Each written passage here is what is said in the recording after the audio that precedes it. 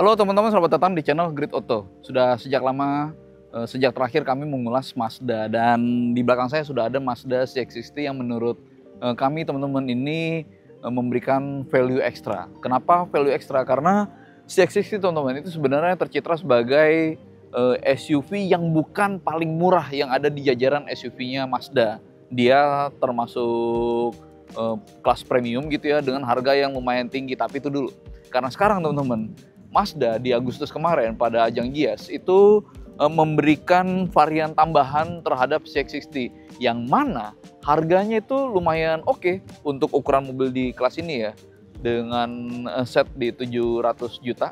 Ini menjadi SUV CX-60 yang paling oke di antara semua varian yang ada di Indonesia. Pertanyaannya, dengan harga yang lebih kompetitif, yang mungkin bisa lebih menyenangkan buat kantong calon pemiliknya, kira-kira apa aja sih yang dikorbankan? Apa yang menjadi kelebihan dan tentu saja kekurangan apa yang menjadi kompromi bagi calon pemiliknya untuk bisa apa enggak menerima CX-60 Sport? Ini ulasannya.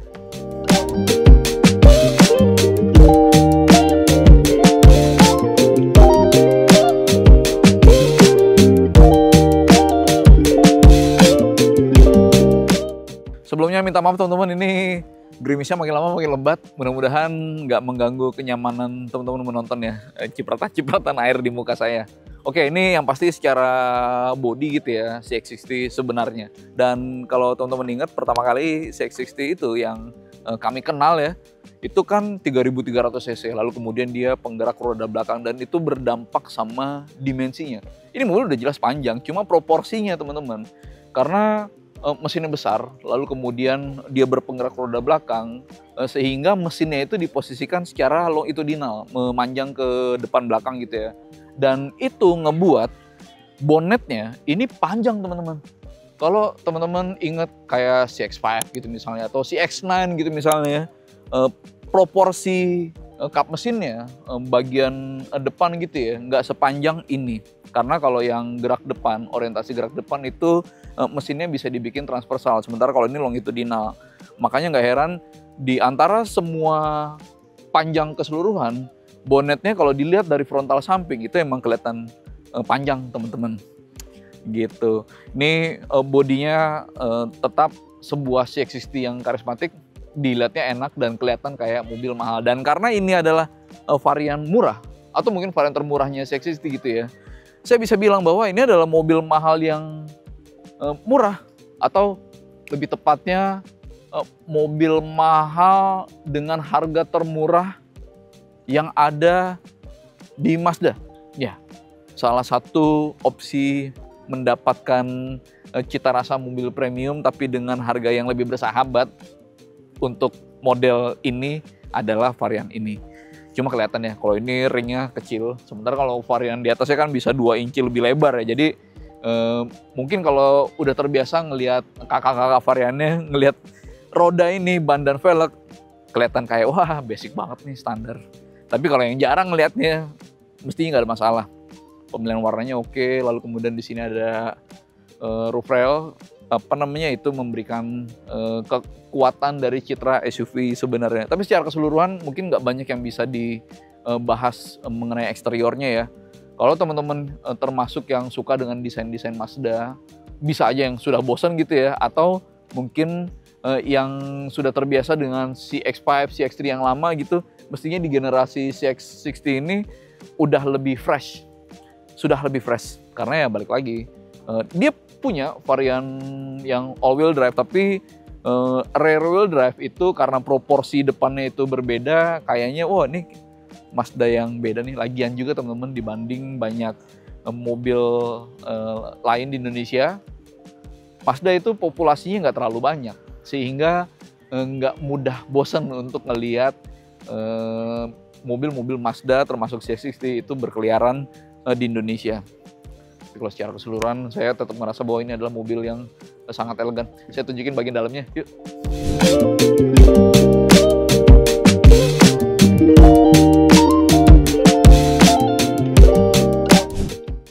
Wah, basah.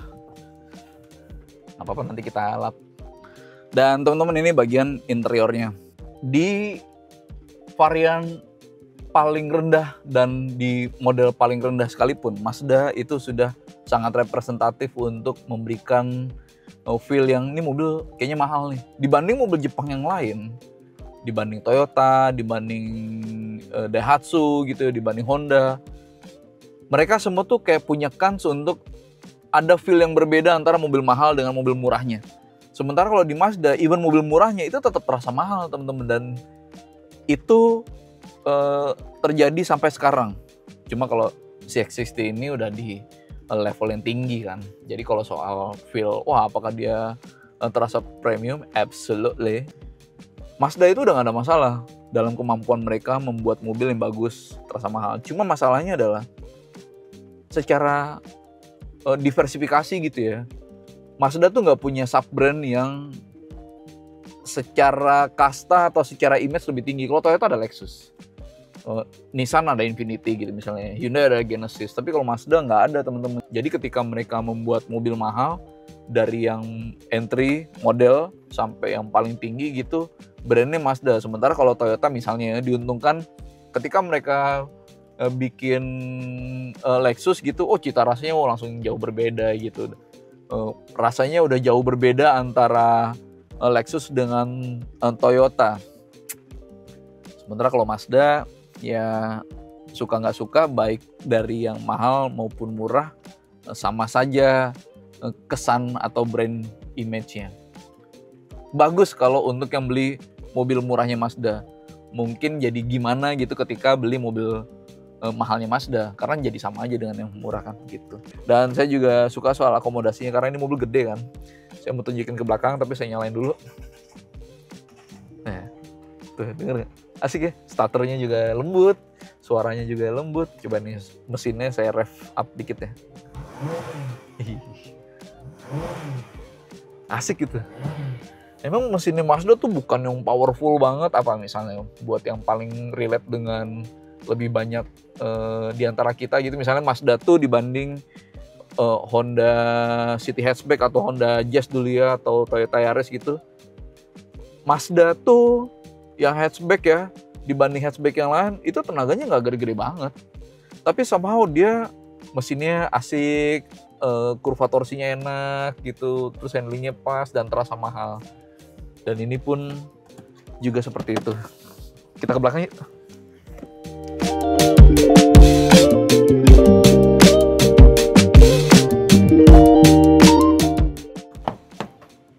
Nah ini di bagian belakangnya. Ini busa joknya teman-teman, empuk.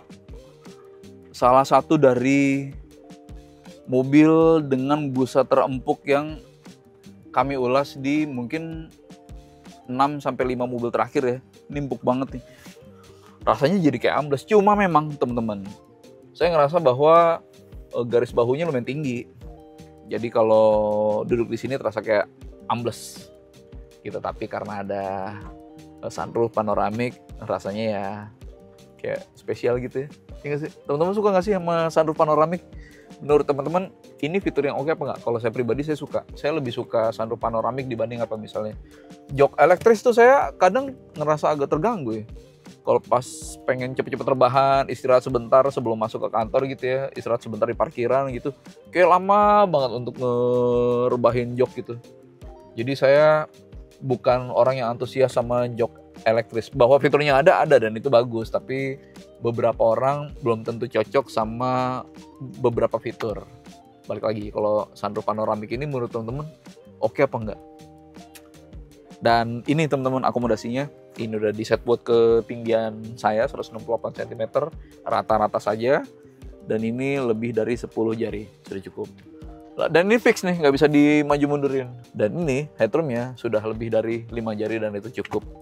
Jadi saya pengen bilang bahwa ini udah pasti nggak sempit, cuma nggak ada yang spesial banget gitu. Dan kalau saya punya mobil ini, saya pasti akan duduk di bangku pengemudi sih.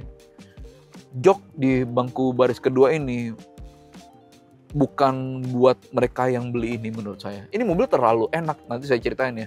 Yang pasti dia terlalu enak buat dipacu, dia menyenangkan, dia sangat fun to drive. sehingga kalau mau menyenangkan pemiliknya bukan dengan menempatkan beliau di jok belakang gitu. Tapi apakah dia oke untuk mengakomodir penumpang belakang, ya menurut saya udah baik lah. Dan ini nggak bisa di-adjust teman-teman. Oh ada, tapi cuma dikit ya, segitu doang. Tapi nggak bisa lebih rebah, dan ini nggak bisa di sliding. Ya pengaturannya terbatas. Ada armrest yang sekaligus sebagai cup holder. Akomodasinya oke. Nah, akomodasi yang paling oke buat saya adalah justru di bagasi, teman-teman. Besar, lebar, panjang, dan kita bisa menggandakan kapasitasnya dengan melipat bangku baris kedua ini. Dalam bayangan saya, skema yang oke buat CX-60 ini adalah pergi sama keluarga, road trip gitu ya, dengan medan yang lebih beragam. Itu fine karena ini SUV, dan bawa barang banyak karena kargonya besar. Pun bisa ditambahin lagi dengan crossbar ya untuk menempatkan roof box gitu. Ya, buat road trip kayak gitu enak.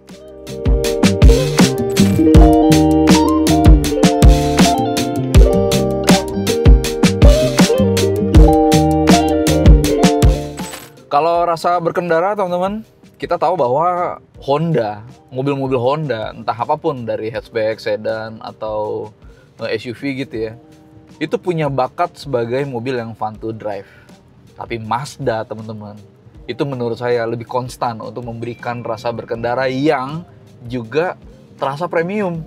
Iya, jadi Mazda itu nggak memberikan atau nggak meminta banyak pengorbanan, nggak meminta banyak kompromi ketika mereka memberikan mobil yang asik dikendarai. Jadi ini kebanyakan mobil Mazda enak buat nikung, buat berzigzag di kecepatan tinggi, atau kayak misalnya belok cepat gitu ya. Pasti bisa sesolid itu. Dan hampir semua mobil Mazda, termasuk yang teman-teman coba gitu di Indonesia ya, itu semuanya bener-bener asik untuk dipacu.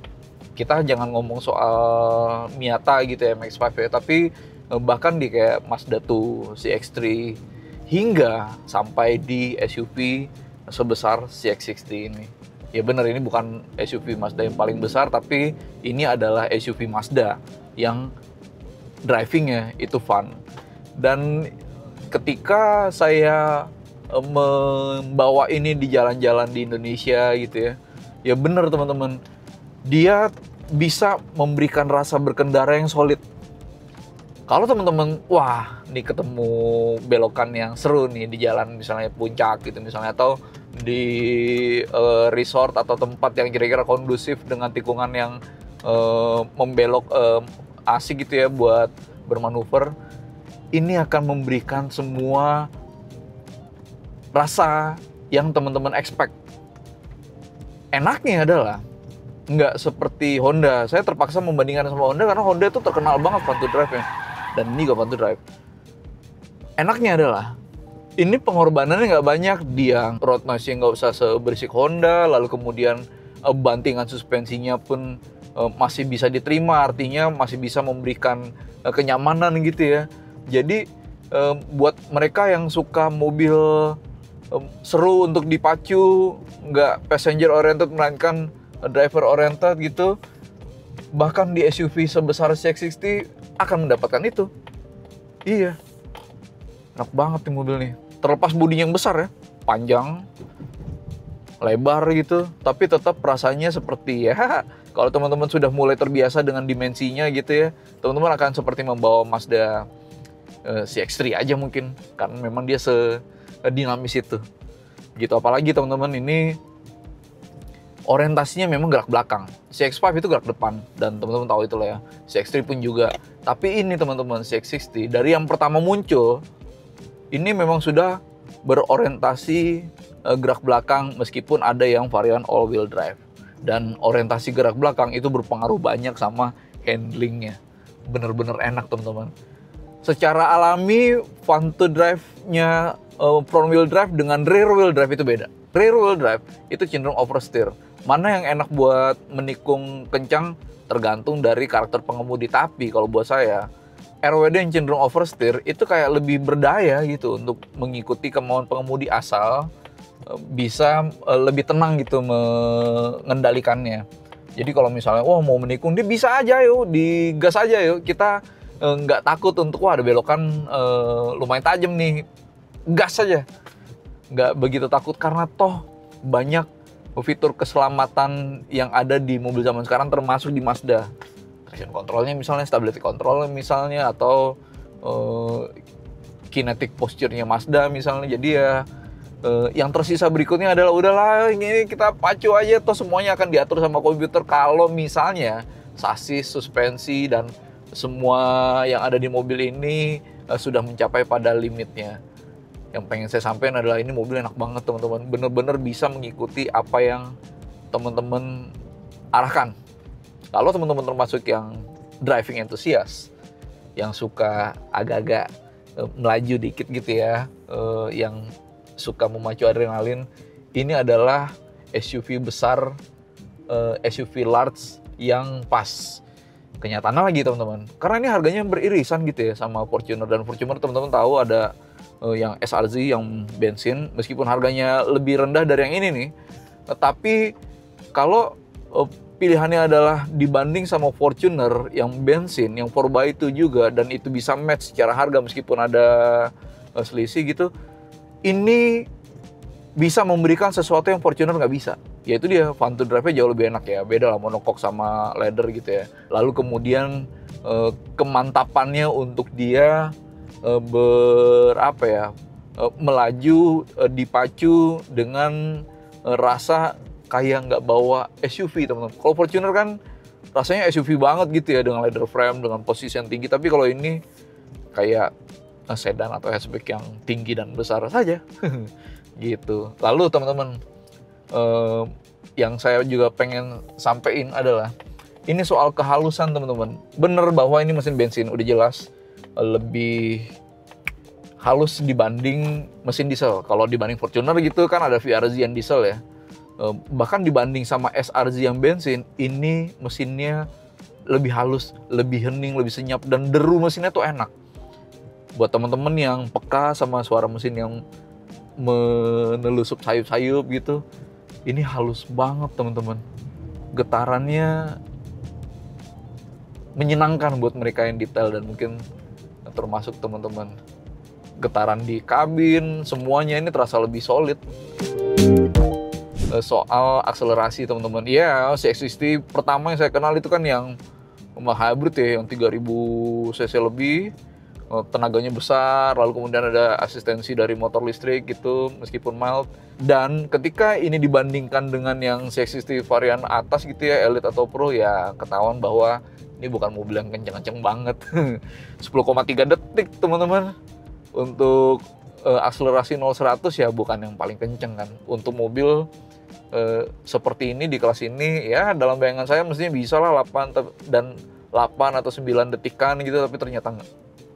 10,3 adalah pencapaian terbaiknya. Dan buat saya mungkin itu bisa memperjelas posisinya bahwa ini bukan buat mereka yang suka kenceng-kencengan banget. Mobil udah yang pasti nggak pelan, udah bisa dibilang kenceng, tapi bukan yang banget karena ada varian di atasnya. Lalu bagaimana dengan efisiensinya? Ya, ini dapat 10 km per liter. Ini sebenarnya adalah debatable karena 10 km per liter itu udah di ambang angka psikologis ya. Udah berada di angka psikologis kalau itu sesuatu yang bisa diterima, termasuk untuk mobil 2500 cc. Cuma masalahnya mobil-mobil zaman sekarang, even 2500 cc itu bisa bukan sebuah hal yang mustahil untuk dapat 11, 12 gitu ya di rute dalam kota. Tapi dia harus puas di 10 km per liter yang kami mencapainya teman-teman. Itu dengan eco driving, benar-benar tekun gitu ya. Tapi kalau yang agak ngegas, banyak macetnya, lebih banyak dari hari-hari biasa gitu ya, mungkin ini lebih efektif di sekitar 7-8 km per liter. So, ini bukan SUV di kelasnya yang paling irit yang pernah saya coba. Saya nggak mau bilang boros karena bagaimanapun itu pencapaian untuk sebuah mesin 2500 cc ya bisa diterima. Tapi jelas bukan yang paling irit. Lalu kemudian di rute Kombinasi teman-teman, itu sesuatu yang masuk akal ya untuk perjalanan luar kota. Dia dapat 16,4 km per liter, 50 km per jam tuh average speednya. Dan di tol teman-teman, ini mesin melaju dengan sangat halus dan gearboxnya kan banyak nih ya speednya, 8 percepatan. Dia dapat 14,5 km per liter. Tadinya saya berpikir oh ini bisa dapat lah ini 16-17 gitu ya, ternyata enggak. 14-an km per liter adalah angka yang dia bisa hasilkan. Gitu. Saya pengen bilang teman-teman bahwa salah satu keunggulan komparatif si X60 yang varian ini adalah dia tetap mewarisi keasikan berkendaranya khas Mazda. Meskipun ukuran bodinya besar, dia tetap seperti bawa SUV yang compact karena memang selincah itu handlingnya. Dia bisa bermanuver dengan cepat tanpa body roll yang berlebihan. Pokoknya kalau teman-teman suka nyetir mobil, pasti suka nyetir X60. Ya.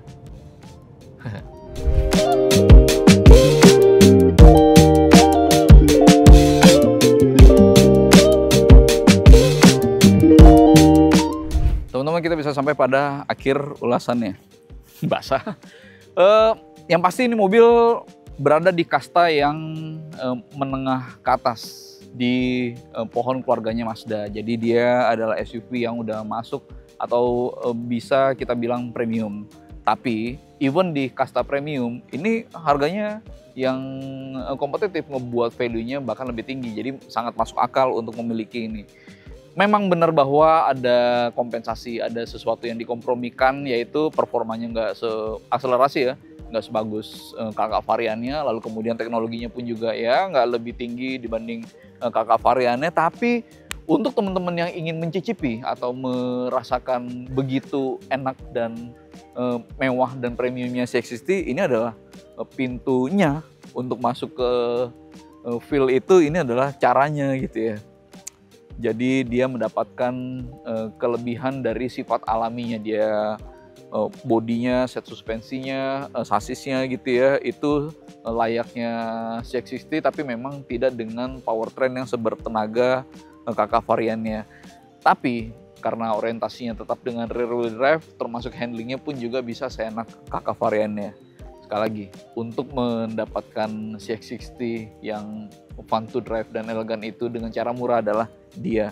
Lalu di mana saja kontranya, downside-nya gitu ya. Mungkin kalau teman-teman yang biasa membawa Mazda yang kayak si X5 gitu misalnya, atau si X3 atau Mazda 2 gitu, atau 6 gitu ya, mungkin ngebawa mobil ini paling signifikan adalah fuel consumption-nya. Nggak seirit mereka. Tapi teman-teman, saya bisa bilang bahwa mungkin yang bisa membeli mobil ini udah nggak masalah lagi terkait budget. Itu bukan isu untuk membeli BBM. Isunya paling soal jarak tempuh ya. Tapi itu ketolong sama tangkinya yang besar. Jadi kalau pas lagi road trip nggak perlu repot untuk selalu nyariin SPBU karena tangkinya besar, range-nya jauh. Gitu. Secara keseluruhan termasuk akomodasinya itu fine, terutama untuk barang, lalu kemudian fiturnya pun juga sebagaimana layaknya Mazda saat ini.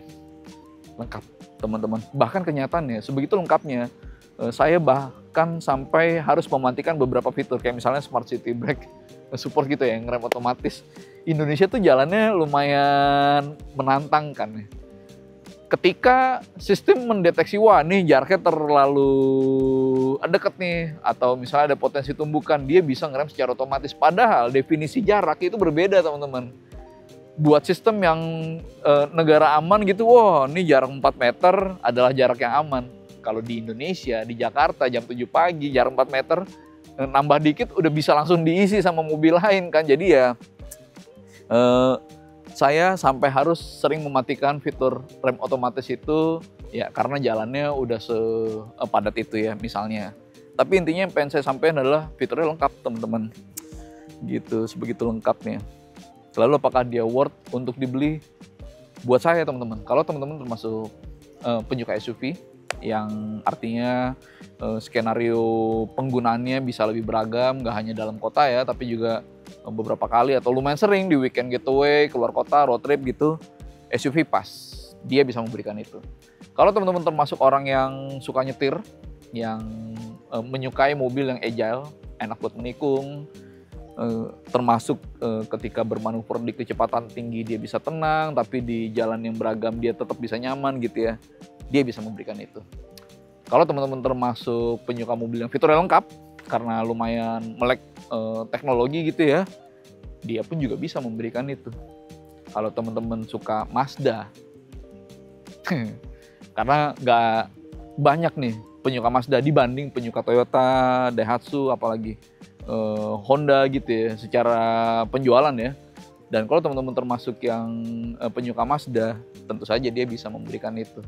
Tapi kalau dibanding sama mobil lain, ya kalau mengukur dari popularitas, banyak yang bisa mengalahkan dia teman-teman. Fortuner misalnya ada rem bensin juga, lalu kemudian ada mobil-mobil Cina SUV yang juga punya pilihan mesin bensin gitu dengan harga yang juga bersahabat gitu.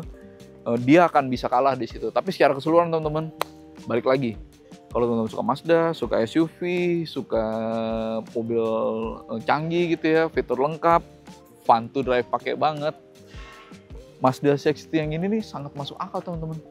Bahkan bisa lebih masuk akal dibanding kakak variannya yang harganya 1 miliar lebih. Kalau menurut teman-teman gimana? Ini oke apa enggak? Tulis di kolom komentar ya. Terima kasih teman-teman sudah menonton dan sampai ketemu di video Grid Auto berikutnya. Terima kasih.